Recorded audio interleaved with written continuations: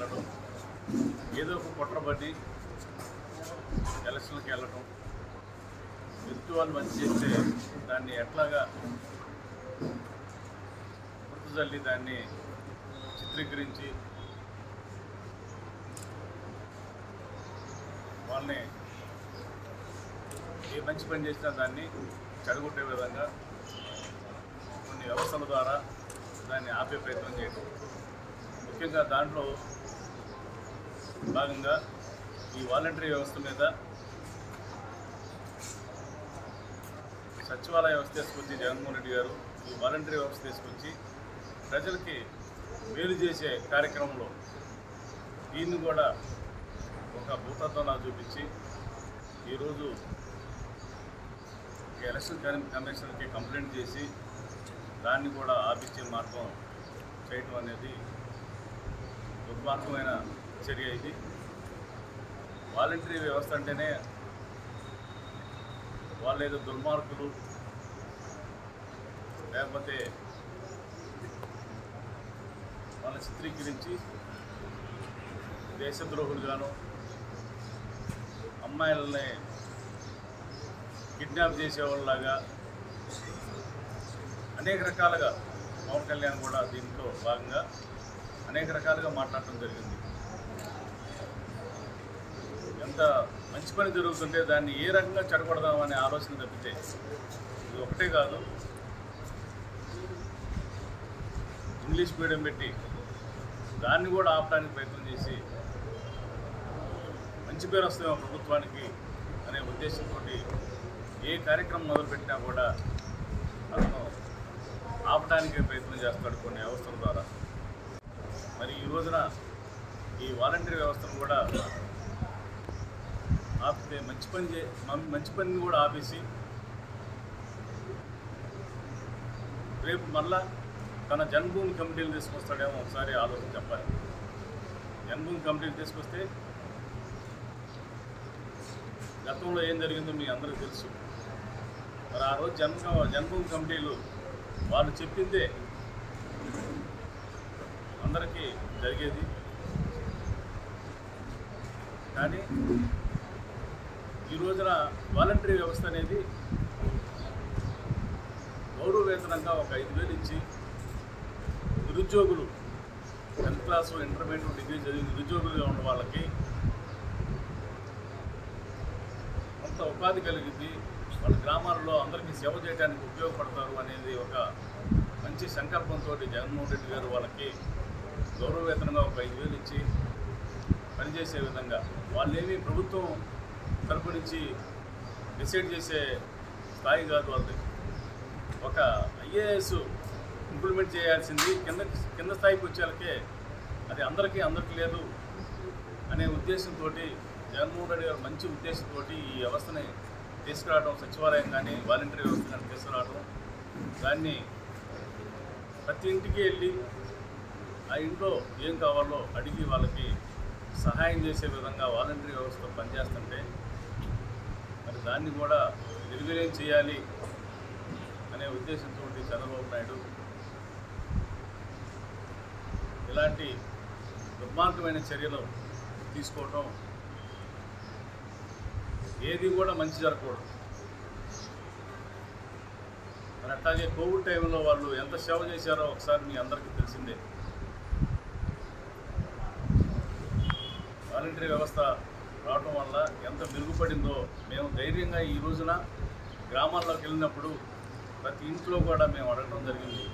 ఏ సమస్య కూడా లేదు ఈ పిల్లల్లో, ఏ పార్టీకి సమస్య లేదు, కులాలకు సమస్య లేదు, మతాల సమస్య లేకుండా మరి వాలంటరీ వ్యవస్థ ద్వారా అన్నీ కూడా సక్రమమైన మార్గంలో నడవడం జరుగుతుంది.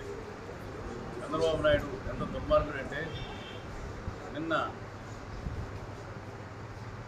ఒక నియోజకవర్గంలో సింగమల్ల నియోజకవర్గంలో ఒక ట్రక్ డ్రైవర్కి సీట్ ఇచ్చాడు ఎడా అని ఒక నిశానికి ఇచ్చాడని చెప్పి అన్నాడు.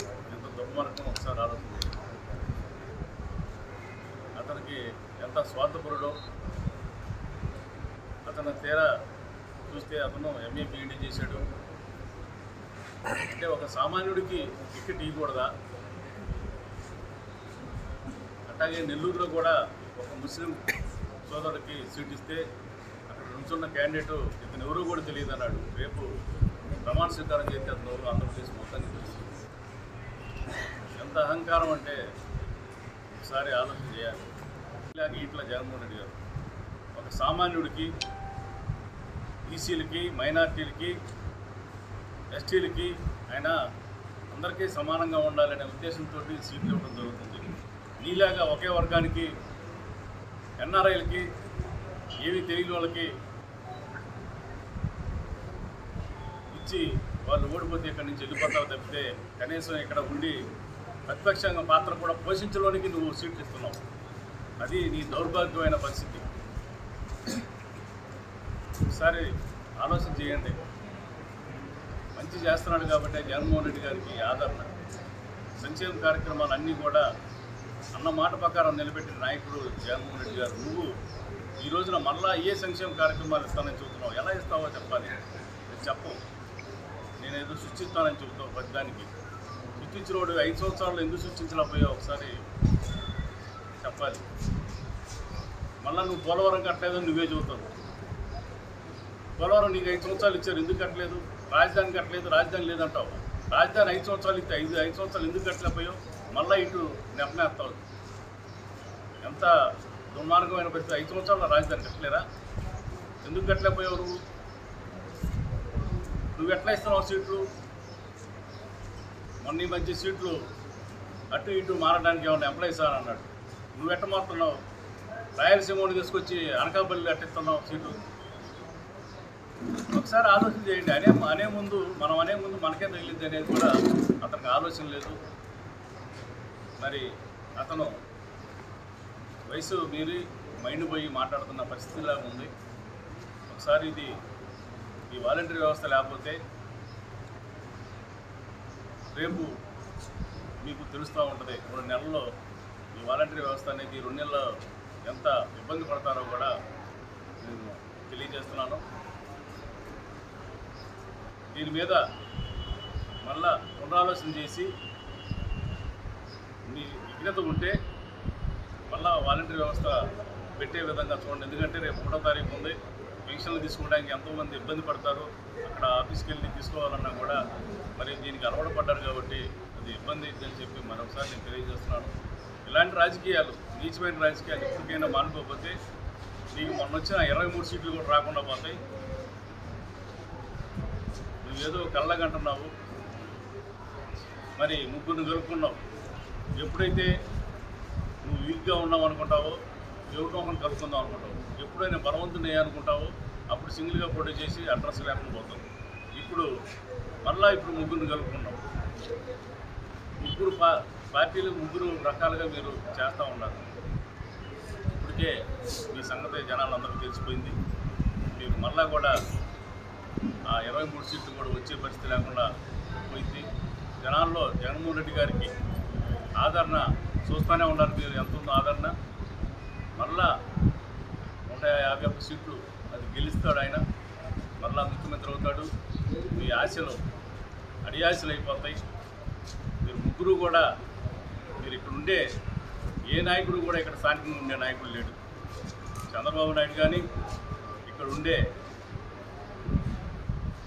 పవన్ కళ్యాణ్ కానీ, ఇక్కడ ఉండే ఎమ్మెల్యే కానీ, సీట్ ఇచ్చిన అతను కానీ, ఇక్కడ ఇచ్చే ఎంపీ సీట్లు కానీ ఎక్కడ కూడా ఎన్ఆర్ఐలు వచ్చి ఇస్తూ ఉన్నారు. మరి వాళ్ళందరూ కూడా ఎలక్షన్ అయిపోగానే పాపం ఇక్కడ కార్యకర్తల పరిస్థితిని కూడా ఒకసారి అర్థం చేసుకోవాలని చెప్పి మరొకసారి తెలియజేస్తూ, 5 సంవత్సరాలు ఇంటికింటికి వచ్చి కరోనా టైంలో వాళ్ళు సేవలు చేస్తే అది స్వార్థ రాజకీయమా? నీలాగా జన్మభూమి కమిటీలు పెట్టి మీ నాయకుడు బొక్కితే అది స్వార్థ రాజకీయమా? ఏదో ఒకసారి ఆలోచన చేయండి. అంటే జన్మభూమి కమిటీలో ఒకటి సంతకం పెడితే ఆ కలెక్టర్ సంతకం పెట్టి వాళ్ళు మీ అనుచరులకి మీరు స్కీములు ఇవ్వడం కానీ ఏది ఇచ్చినా కూడా ఇది వాస్తవా? లేకపోతే మరి వాలంటరీ వ్యవస్థ మరి ప్రతి ఇంటికి తిరిగి అన్ని సంక్షేమ కార్యక్రమాలు వచ్చే విధంగా చేయటం స్వార్థమా? ఒకసారి ఆలోచన చేయండి. నేను వచ్చిన కొత్తలో మరొకసారి మీకు చెప్తున్నా, ప్రతి ఇంట్లో పెన్షన్ లేదని చెబుతున్నారు, ప్రతి ఇంట్లో సంక్షేమం అందలేదని చెబుతున్నారు.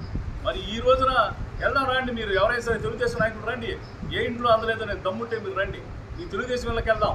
మరి ఏ ఇంట్లో సంక్షేమం అందలేదో ఏదన్నా ఎక్కడన్నా ఒక టెక్నికల్ పాయింట్ తప్పితే ఎక్కడన్నా సంక్షేమం ఆగిందా, రైతు భరోసా ఆగిందా, చేయూత ఆగిందా, ఈబీసీ నేస్తం ఆగిందా, అమ్మఒడి ఆగిందా, ఫీజు రియంబర్స్ ఆగిందా, ఆరోగ్యశ్రీ ఆగిందా? రండి దమ్ముంటే మీ తెలుగుదేశం నాయకులు రండి, నా ఏమంటారు రండి చూపిస్తాను.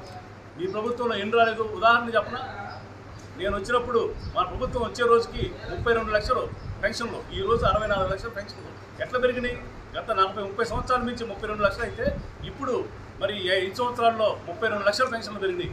అంటే అందరికీ నిస్వార్థంగా మరి సేవ చేస్తేనే, అందరికి ఇవ్వటం ఇస్తేనే ఏంటి కూడా పెరిగి అని చెప్పి మరొకసారి